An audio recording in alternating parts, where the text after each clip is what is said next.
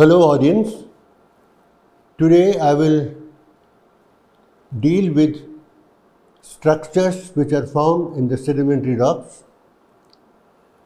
There are two types, primary structures and the secondary structure, and I will deal with both the types in separate videos. Starting with the primary sedimentary structure, I'll give you the outline what I am going to deal in this particular video. I'll give you a definition of sedimentary structure. I'll say how are they identified and described, their use in geological reconstructions, the types of sedimentary structures, their use in understanding the sedimentary history of the basin, and then I will give you a summary.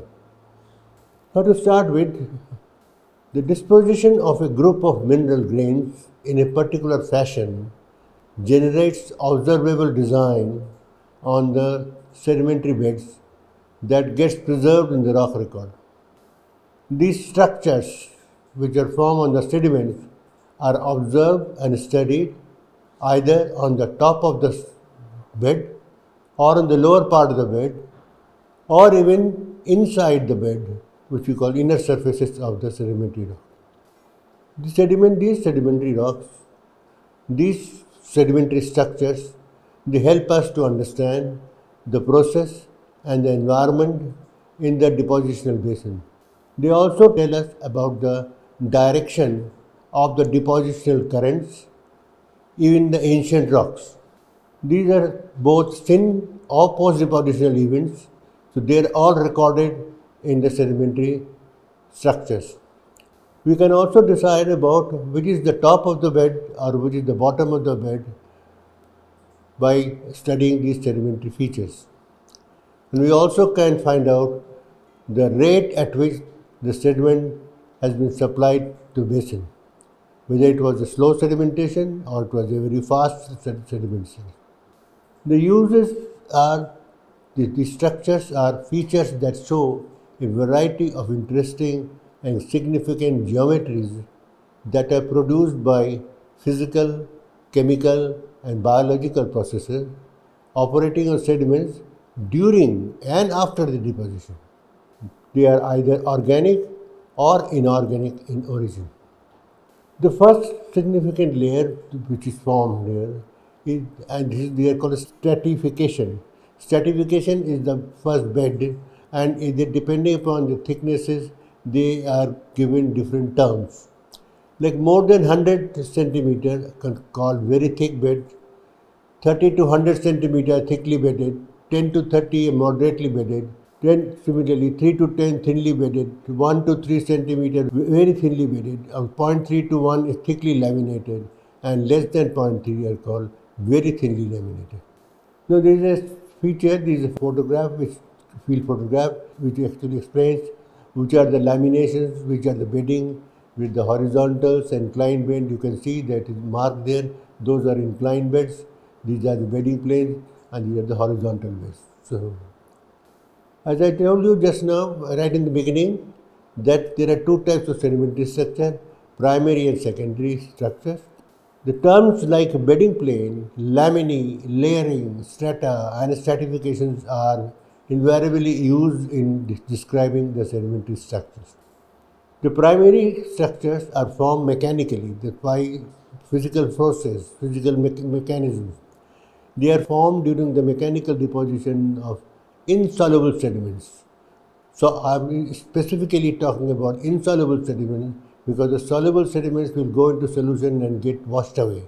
But only the insoluble sediments are transported, and they form either beds, they call it bedded, or they form sheets, then you call sheeted, and if they form layers only, they call layered. An individual layer is called bed. Now how the beds are formed? First thing, just to tell you how the beds are formed. Sediment grain is there. There are three ways what sediment move onto the sediment surface. One is rolling, saltation and suspension. In the first diagram you can see that the grain moves to another position, then it rolls back, rolls up the other, and then again move. So there is a called rolling movement. The saltation is that the grain moves and jumps over a place, then what you call hopping type of thing, they hop over the other point and then moves away. And in suspension, they are in all direction, so the grains are moving irregularly without any special direction. So these, therefore, those which are formed in the grain movement, rolling and saltation, are called bedded, and those suspension are called suspended loads. Now, these layers are of different types. They give you either they are in the parallel or discontinuous, or they can be wavy parallel or called curved parallel. So, in all cases, similarly, non-parallel beds also have the same type: planar, wavy, and curved. Some of the bedding types are two types. One, the flusser bedding. The flusser bedding has got a that ripples override one over the other, and it forms sort of a what you call flusser. A shape is not exactly lenticular, but one lenticle overrides the other. The other type is lenticular bedding, where the beddings are they are separated. They are not coming. The type of sedimentary rock beds are separated from each other, and they form in the form of a lenticule, or they are called wavy bedding, like this. The third one. The bedding type. This is the same one which I have just told you. The same one again here: parallel, non-parallel, and discontinuous, with the different sketches. An example, field sketch, field diagram, a rock which shows the parallel bedding. You can say the bedding is absolutely parallel, thinly, except some places where there is some curvature. Otherwise, it is all parallel bedding. These are sandstone shale intercalations. Another parallel bedded limestone and shale unit. You can see that they are all parallel bedded, and they sometimes extend for miles together, and they are extensive in the rock. And these are consolidated, hardened limestone shale intercalations. Another parallel low dipping shale, you can see at the bottom. The whole area is just parallel beds, and they are very low dipping, about 1 or 2 degree dips. And this is found in the Vindhyachal rocks, in Vindhyans rock of India. Another one is a porcelainite rock. Porcelainite is a rock formed by volcanic ash. So when the ash slowly falls and it forms parallel layers, and these become hardened, and then we call it a porcelainite. This is again from the Vindhyan ranges, where they form parallel beds alternating with sandstones. This is just a photograph to show how these porcelainite beds are sampled, because it requires a very sophisticated method of drilling, and you can see that parallel bedded rocks are being sampled for chemical analysis. This is also another horizon from the Vindhyan group, where the shale and sandstone intercalations are there, extensive over a large area. This is particularly known as the Sirbu shale in Vindhyan terminology. The other type of bedding is a cross bedding. The earlier one was a parallel bedding and plain bedding. It is a cross bedding. Word itself says that the two set of beds are crossed with each other. They are inclined dipping beds, bounded and often wrapped up by sub-horizontal beds, making a set. They are a group of similar sets, co-sets. 3 sets of beds are called top set, bottom set, and fourth set. On the basis of feature, on the basis of the shape, the cross beddings are of 3 types: planar wedge cross bedding, planar tabular cross bedding, and lensoid trough cross bedding. This is all diagrammatically shown, the same one. The left side is the planar tabular cross bedding, on the right side the planar wedge shaped cross bedding, and the third one is the trough cross bedding. This is the same planar in another way, the 3-dimensional way it has been shown, where you can see the upper ones are all sets, and these co-sets produce they interact with the other sets and produce a fourth set and bottom set.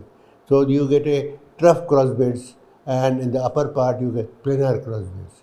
So this is a diagrammatic representation of what I just now told you. They are also classified on the basis of angle of truncation. A simple truncation at 15 degrees, planar truncation is over 15 degrees, and trough is when less than 15 degrees but beds are curved. Now some features here: large scale trough cross bedding in the quartzitic sandstone rock, and you can see in the bottom there are two sets of bed, one horizontal and another one is angular.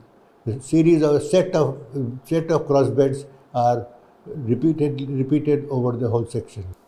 Another example here which shows very clearly gently inclined four set beds and horizontal bottom set bedding in a coarse sandstone. You can see there are two different angles very clearly shown on this side. Another one is herringbone cross stratification. This is also one of the type in which there is angular beds terminates against the horizontal bed. But in this case, two angular beds come and join together, and they give a shape of a herringbone. Herring is a fish, herring fish, which is central part of the bone. They have got this type of arrangement, so therefore it is now called as the herringbone stratification. Another very good example of cross bedding with a thin layer of foreset bedding is from Jodhpur sandstone, reddish color, ferruginous sandstone, where you can see the cross beds. Another one is ripple lamination. These ripples form cross beds, so therefore the cross beds form ripples. So it is a mixture of ripple and cross bed, and it gives you rise to what we call as a climbing ripple lamination. Another type of structure is ripple marks. These are wavy structures characterized by a crest and a trough. These are dune-like features of sand or silt whose long dimension is at right angle to the direction of current. Now the photograph here shows an incomplete ripple with incomplete mud cracks. Many times, many scientists have actually misidentified these mud cracks. They thought they are some organic structure and called them trace fossils, but they are actually incomplete mud cracks. As I showed you, the ripples are formed by both current or by wave. So this is an example of a wave ripple where the both lee side and other side is almost symmetrical. Another side is called palimpsest feature, sinuous or catenary ripples here. Interference ripple which you have got multiple direction of currents. The ripple morphology. Ripple has got particular shape. It depends upon how they are formed. When they move from one end to the other end, they produce the lee face, and when they move to the other side, it is called the stoss side.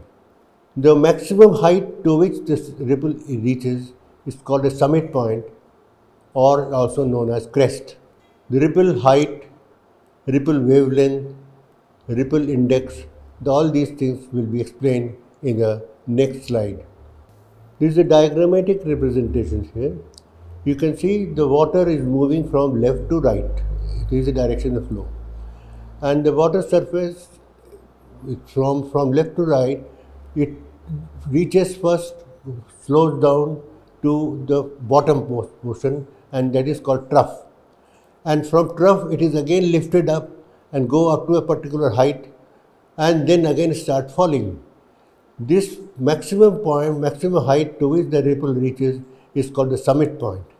And after the summit point, the grains started dropping again in a very fast manner, and that is called the brink point. And brink point finally reaches to the trough again, and then again it is repeated. And that is how we call a train of ripples are formed. So these nomenclatures are the top crest of the fall is called summit point, and the point where the sediment become unstable and started falling on the right side is called brink point. And some of the indices which are used for describing ripples are the ripple length is between the two trough points, and this is called trough point, and between the brink point and the summit point you have a crest, and that is how the ripples are formed, and they move from left to right. Shape of ripples are also two types, two-dimensional or three-dimensional. They are either straight crested or three-dimensional, sinuous, linguoid, catenary, or lunate. They are either asymmetrical or current ripples. Asymmetrical are the current ripples, or they are symmetrical, which are also wave ripples. Let us see a diagrammatic show of formation of symmetry. You can see that there is a water oscillation on two sides. So therefore, sometimes sediment goes to the right, sometimes sediment moves to the left. Therefore, the lee side and starch side both are of the same angle. So therefore, they are called symmetrical ripples. This also tells you the direction of the ripple. Now you can see the sloping side will give you the direction of the ripple. Symmetrical wave ripples I just showed you earlier. This is another example of a symmetrical wave ripple. Both sides, lee side and starch side, both are of the same angle. Asymmetrical, you can see the difference in there is a difference in angulature from the flow direction. The arrow shows on the right side is a low angle, and the other side, left side, is the steep angle. The ripple type is also same, once again explained by another diagram here. The symmetrical ripple, which are normally found in beach, or asymmetrical ripple found in the dunes. The dunes mean. Here again, this another diagram to show the difference between current ripple and wave ripples. This straight crested small ripple and symmetrical wave ripples. When there is a current is flowing in one direction, then you have a different type of crest. They are either straight crested, they are sinuous, or catenary, or they form lunate or linguoid, or wave form ripples. Now some field outcome examples are: this is a linguoid lunate ripple. This is a rhomboid small current ripples from the Yamuna sand plain. This is a linguoid current ripples again from the Yamuna sand plains. There is also adhesion ripple. This is a very unusual type of ripple which is formed when the water depth is only about few centimeter or few millimeter. So in that case, the air comes and air makes a ripple on the water, and the water gets slightly disturbed. Therefore, they form very small ripples, and they are called adhesion ripple. The adhesion means the sticking, ripple is sticking to the bottom. And there is an example of a field outcrop of a current ripple. Another structure which is very important in primary sedimentary structure is a graded bedding. When the sediments start depositing in a particular basin, and especially when an environment becomes little quiet, so what happens that the coarser grains or the heavier grains settle faster, and the finer grains remain in suspension, and they settle at the last. So they form grade, one a coarse grade to a normal. You call it normal grade. That means from a coarser grade that you see in the upper one, normal grade, the bigger one, the coarser grade at the bottom, and the finer one. So this is called fining upward cycle. Fining upward cycle is very common, especially in fluvial river deposits and other things. On the other side, there is a reverse grading, where the finer at the bottom and the coarse at the top. These are called coarsening upward cycle. This is very common in the coastal areas, in a high energy area, tidal flats, where there is the fine grains settle first and the coarser grain come last. The graded beds show progressive variation of grain size from coarse at the bottom to the fine upward. They are commonly formed in deep sea environment by turbidity currents. There is a graded bedding in a calcareous mudstone. Now you can see there is a series of beds, one after the other. A graded bedded, then followed by a parallel laminated sediment. Again graded bed, parallel laminated sediment. So this is a type of a graded bed which you see in the outcrops. Now in summarizing, we discussed the sedimentary structures and large scale features which show variety of interesting and significant geometries that get produced by the physical, chemical, and biological processes. Sedimentary structures can be classified into primary or secondary structures depending on the mechanism of formation. Primary structures are also known as mechanical structures. They are formed due to mechanical action of waves and also by currents. Primary sedimentary structures include bedding and stratification, cross bedding, gridded bedding, ripple marks, mud crack, raindrop ripples, soil structures, etc. Ripple marks may be symmetrical or asymmetrical. The shape of ripple is described as two-dimensional if the crests are straight, or three-dimensional if the crests are sinuous, catenary, lunate, or linguoid. Thank you.